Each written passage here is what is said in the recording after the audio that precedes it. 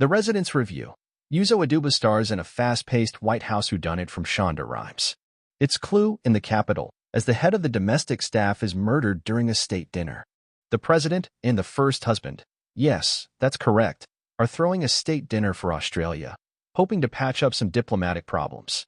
So the White House doors have been thrown open to some 200 guests, with pop star Kylie Minogue doing an impromptu live set. The night's entertainment was canceled unexpectedly in exchange, though, she wants to sleep in the Lincoln bedroom. There are other snafus. The calligraphy on the place-setting cards is unreadable, and someone described as an energy medium has tried to muck around with the dining room's musty feng shui. Oh, and a corpse has just been discovered upstairs. He's Chief Usher A.B. Winter, Giancarlo Esposito, who ran. The White House's huge, bustling and, as we'll soon learn, highly contentious staff, between upstairs and downstairs. You couldn't have more suspects if Agatha Christie's Orient Express came equipped with 1,000 cars and a caboose. Uzo Aduba searches for a killer in the White House in new Netflix drama The Residence. See the first trailer. Cordelia Cupp, Uzo Aduba, an obsessive birder who's repeatedly described as the world's greatest detective, is promptly called in as poor Mr. Winter's corpse is cooling.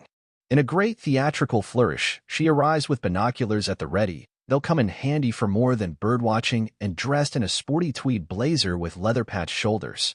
You understand instantly that one. She's a wily eccentric, much like Daniel Craig's Benoit Blanc in Netflix's Knives Out films. And that too, she has been set loose in a statelier version of the Arconia from Hulu's Only Murders in the Building.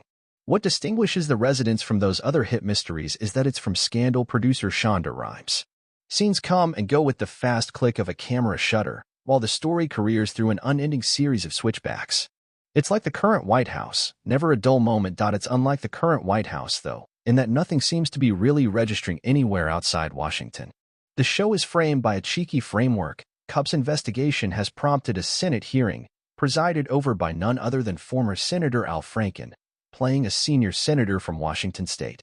But beyond that, it has nothing to say much about politics.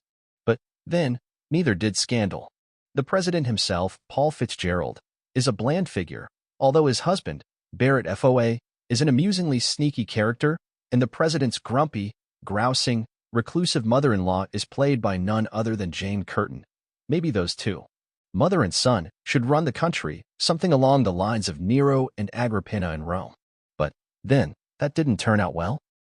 The Residence is a very traditional mystery, something like Clue in the Capitol, as you piece together who had what motive and who was where at the time that Mr. Winter, a formidable figure with more enemies than friends, met his end. You may very well end up guessing wrong, though. I certainly did. On those terms, The Residence is fun, breathless, and entertaining.